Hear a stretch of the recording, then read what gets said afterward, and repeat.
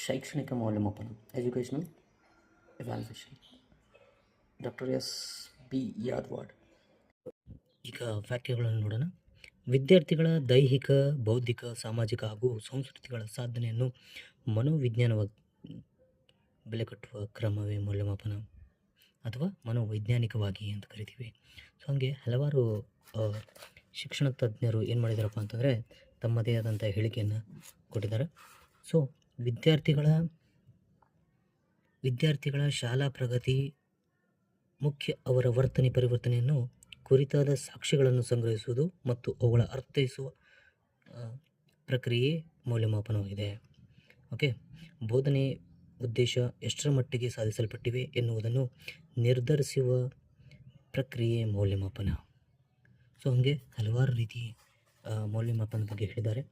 So ಕೆಲವೊಂದಿಲ್ಲಿ ನಾವು ನೋಡಬೇಕು. ವಿದ್ಯಾರ್ಥಿಗಳ ದೈಹಿಕ, ಬೌದ್ಧಿಕ ಮತ್ತು ಸಾಮಾಜಿಕ ಅಭಿರುಚಿ, ಅರ್ಹ ಮತ್ತು ಒಲವು ಮುಂತಾದವುಗಳನ್ನು ಒಟ್ಟಾರೆಯಾಗಿ ಎಳೆಯುವ ಒಂದು ಸಾಧನೆ ಮೌಲ್ಯಮಾಪನವಾಗಿದೆ. ಸೊ ಹಾಗೆ ಇಲ್ಲಿ ಒಂದಿಷ್ಟು ನೋಡಬೇಕು. ವಿದ್ಯಾರ್ಥಿಗಳ ಶೈಕ್ಷಣಿಕ ಉದ್ದೇಶಗಳನ್ನು ಎಷ್ಟರ ಮಟ್ಟಿಗೆ ಪಡೆದುಕೊಂಡಿದ್ದಾರೆ ಎಂದು ಪರಿಗಣಿಸುವ ಒಂದು ಸುವ್ಯವಸ್ಥಿತವಾದ ಪ್ರಕ್ರಿಯೆ ಮೌಲ್ಯಮಾಪನ ಅಂತ ನಾವು ಹೇಳ್ಬೋದು. ಓಕೆ, ಸೊ ಮೌಲ್ಯಮಾಪನದ ಇಂಪಾರ್ಟೆನ್ಸ್ ಅಂತ ಕರಿತೀವಿ ನಾವು. ಯಾಕೆ ಮೌಲ್ಯಮಾಪನ ಮಾಡಬೇಕು? ಸೊ ಇಲ್ಲಿ ಕೆಲವೊಂದಿಷ್ಟು ಪಾಯಿಂಟ್ಸ್ ಅದಾವೆ, ಅದನ್ನು ಕರೆಕ್ಟಾಗಿ ನೀವು ನೋಡ್ಕೋಬೋದು. ವಿದ್ಯಾರ್ಥಿಗಳ ಸರ್ವತೋಮುಖ ವಿಕಾಸದ ಸಂಪೂರ್ಣ ಚಿತ್ರಣವನ್ನು ನಾವಿಲ್ಲಿ ನೋಡ್ತೇವೆ. ಸೊ ವಿದ್ಯಾರ್ಥಿಗಳ ಸರ್ವತೋಮುಖ ವಿಕಾಸದ ಸಂಪೂರ್ಣ ಚಿತ್ರವನ್ನು ಒದಗಿಸುತ್ತದೆ. ಶಾಲಾ ಪ್ರಗತಿಗೆ ವೇಗ ಹಾಗೂ ಚಲನೆಯ ದಿಕ್ಕನ್ನು ತಿಳಿಸುತ್ತದೆ. ಕಲಿಕೆಯ ನ್ಯೂನತೆ ಮತ್ತು ಅದನ್ನು ಗುರುತಿಸಿ ಪರಿಹಾರ ಬೋಧನೆ ನೀಡಲು ಸಹಾಯವಾಗುತ್ತದೆ. ಸೊ ವಿದ್ಯಾರ್ಥಿಗಳ ಬೌದ್ಧಿಕ ಶಕ್ತಿ ಅಥವಾ ಬುದ್ಧಿಶಕ್ತಿ ಮತ್ತು ಸಾಮರ್ಥ್ಯಗಳಿಗೆ ಅನುಗುಣವಾಗಿ ವಿವಿಧ ರೀತಿಯಲ್ಲಿ ವರ್ಗೀಕರಣ ಮಾಡಲು ಮತ್ತು ಮುಂದಿನ ತರಗತಿಗೆ ತೇರ್ಗಡೆ ಮಾಡಲು ಸಹಾಯವಾಗುತ್ತದೆ. ಶಿಕ್ಷಕನು ತನ್ನ ಬೋಧನೆಯ ಪರಿಣಾಮಕಾರಿತೆಯನ್ನು ಕಂಡುಕೊಂಡು ಸೂಕ್ತವಾದ ರೀತಿಯಲ್ಲಿ ಮಾರ್ಪಡಿಸಿಕೊಳ್ಳಲು ಅನುಕೂಲವಾಗ್ತದೆ. ಸೊ ಕಲಿಕೆ ಬೋಧನೆಯ ಸಮರ್ಪಕತೆ ತಿಳಿಯಲು ಸಹಾಯವಾಗ್ತದೆ.